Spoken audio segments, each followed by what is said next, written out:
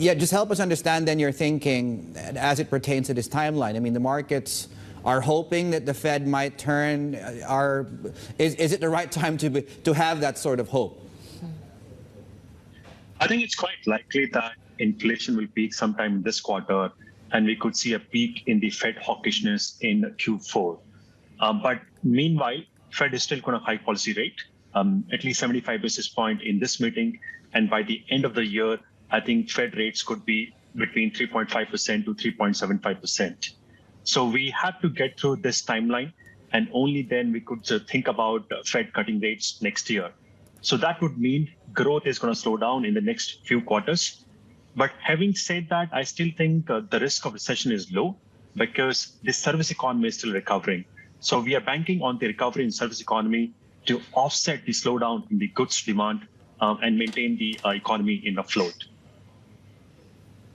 So how do you position around this Fed meeting when it comes to stocks, when it comes to bonds, or even around the dollar, Suresh? So we are still overweight on equities because I think a lot of the bad news is already there in the price.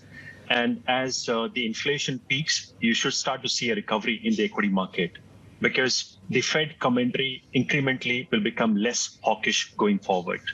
So that should help equities. And within the equity market, I think it's time to start looking at tech stocks because we have already seen a large derating over the last 6 months. Most of these names are down 25-30%. Nasdaq is down 25% plus. So a lot of the bad news is already there in the price. Now, away from tech stocks, I think it makes sense to look at China equity market as well. It's a beaten down market. It's down more than 35% in the last 18 months. And the policy is becoming more supportive. We know that China will be the one economy which will expand its fiscal policy and will also keep the monetary policy accommodative. So that should support the economy and the equity market. Okay, Suresh, just to lay out what you just told us, though, if it is the time to start looking at stocks or be in stocks, but you just told us it's going to take at least 6 months for us to figure out if inflation has peaked and if the Fed will, in fact, take that information and then start turning. And I'm just wondering whether it's, I get to your point, is it too early or, should we just wait for that to be really, really, really, really visible for investors? Well, markets are always forward-looking, so they are looking 6 months ahead. And when is when inflation peak, when the Fed peak hawkishness will take place. So I think the inflation is going to peak in this quarter, and Fed peak hawkishness could take place in Q4.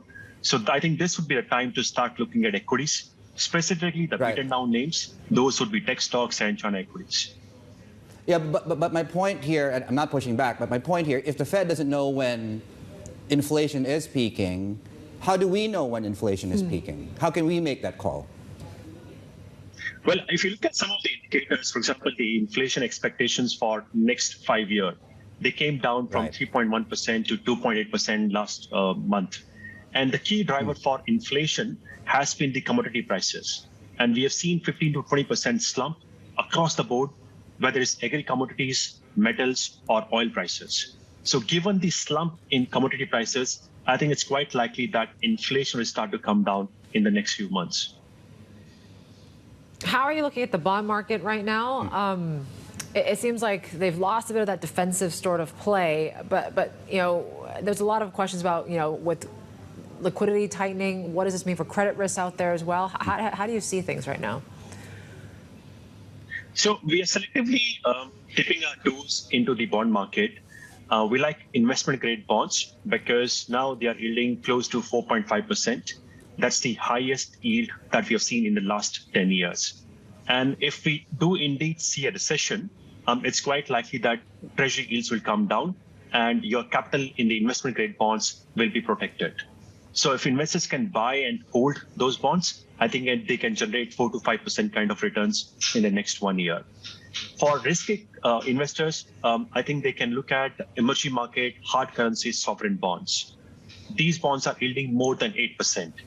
There is a lot of risk definitely, but given the very high yield, it makes sense to allocate some capital to that part of the bond market as well. So these are the two spaces that we are looking at within fixed income.